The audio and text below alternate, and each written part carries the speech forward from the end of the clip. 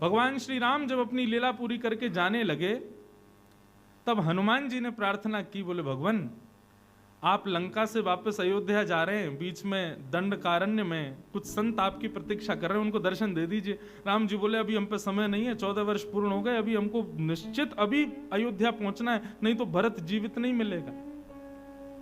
हनुमान जी बोले वहां एक भरत नहीं मिलेगा, यहां लाखों भरत मर जाएंगे। तब रघुनाथ जी ने आज्ञा दी, बोले चिंता मत करो, ये सब दंडकारण्य के जितने भी संत हैं, ये सब अपने भजन के प्रभाव से द्वापर में श्री राम वृंदावन में गोपी बन करके प्रकट होंगे, और तब हम इन सब को वह सुख देंगे जो ये चाहते हैं। हनुमान जी बोले लेकिन एक विडंबना है। बोले क्या? उन सब ने मुझ पे विश्वास किया कि मैं आपको लेके आऊंगा, अब मैं आपको ले जा नहीं पा रहा तो मैं क्या करूं? ठाकुर जी बोले चिंता मत करो, हम तुमको ब्रज में कोई ना कोई रूप देंगे और आप ही हमको इन सब संतों से मिलाओगे। तब द्वापर में ठाकुर जी ने विचार किया हनुमान जी किस भाव से आवे, तो वही हनुमान जी ठाकुर जी की वंशी बन करके आए, और जब जब उस वंशी की नाद होती है तब तब गोपियों का मन ठाकुर जी की ओर आकर्षित हो जाता है। महाराज प्रारंभ ही श्रीमद् भागवत में वंशी के नाद से ही हुआ। हनुमान जी ने अपना वचन निभाया कि हम आपको मिलाएंगे, और गोपियों को लेके गए ठाकुर जी के पास। पर अब यहां का भाव सुनो, अति सर्वत्र वर्जयेत। कई बार कई वस्तु हमको सुख देती हैं, लेकिन कई बार उससे हमको कष्ट भी हो जाता है। आज सब गोपियां इस वंशी से परेशान हो गई हैं, और इतना सुंदर भाव ठाकुर जी वंशी जब बजाते हैं, वंशी के भाव से ठाकुर जी किशोरी जी का स्मरण करते हैं।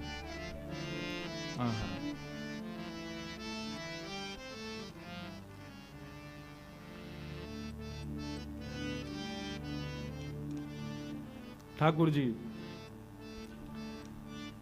वेणुनाद जब जब करते हैं, इसका मतलब उस समय किशोरी जी को अत्यंत स्मरण कर रहे हैं। वंशी को कभी त्याग ना करें। पर वहां वंशी के कई भाव हमारे ब्रज में बताए गए।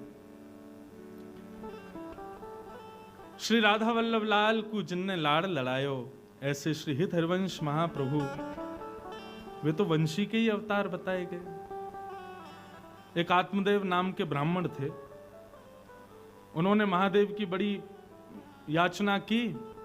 महादेव प्रसन्न हो गए, प्रसन्न होकर बोले मांगो क्या वरदान चाहिए? बोले अपने हृदय की सबसे बहुमूल्य वस्तु मुझे दे दो। महादेव चरणों में बैठ गए, बोले भैया कछू मांग ले, तू कहे तो कैलाश तेरे नाम कर दें, तू कहे तो गणपति को तेरे घर भेज दें, तू कहे तो कार्तिकेय को तुम्हारी सेवा में लगा दें, तुम कहो तो पार्वती जी को भी सेवा में भेज देंगे, लेकिन हमारे हृदय की बहुमूल्य वस्तु मत मांगो। अब ब्राह्मण को लगा कोई बहुत ही महंगा कोई रत्न होगा, कोई ऐसी मणि होगी जिससे मेरा पूरा जीवन बिना कुछ बिना कुछ किए ही ऐसे ही निकल जाएगा। वो तो हट करने लगा, नहीं अब तो आपके हृदय की बहुमूल्य वस्तु ही चाहिए मुझे। तब देवादिदेव महादेव अपने हृदय के ठाकुर श्री राधा वल्लभ जी को लेकर प्रकट हो गए और उस आत्मदेव ब्राह्मण को प्रदान किया। यहां आप लोगों ने तो बजाई ताली, लेकिन राधा वल्लभ जी तो बेचारे बड़े परेशान है गए। क्यों? वाने हृदय की सबसे बहुमूल्य वस्तु मांगी और वो ठाकुर जी थे। महादेव ने कही लो हमारे हृदय की बहुमूल्य वस्तु। आत्मदेव बोले जे कहा दियो आपने, मैं तो सोचो आप कोई मणि दोगे, कोई रत्न दोगे, आप तो ये ठाकुर जी दे, ये सेवा एवा हम पे ना आप। बोले भैया ये मेरे हृदय के सबसे बहुमूल्य वस्तु। आत्मदेव जी ले तो आए, लेकिन भाव से उनको तो ये लगता है ये तो और खर्चा बढ़ गए मेरे। तब किशोरी जी ने आज्ञा दी वंशी को, और हमारे लाल जी को कष्ट नहीं हो, श्रम नहीं हो, आप पृथ्वी पर जाओ। तब ठाकुर जी की वंशी ही श्री हित हरिवंश महाप्रभु के रूप में पधारे और आकर के आत्मदेव जी से ठाकुर जी को ला करके वृंदावन में विराजमान किया।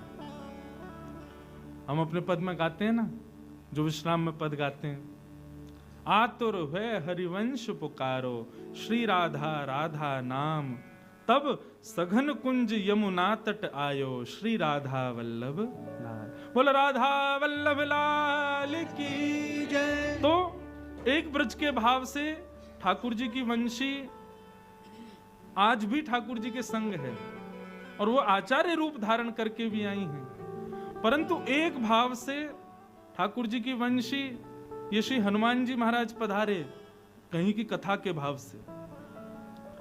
और भाव कुछ ऐसा था कि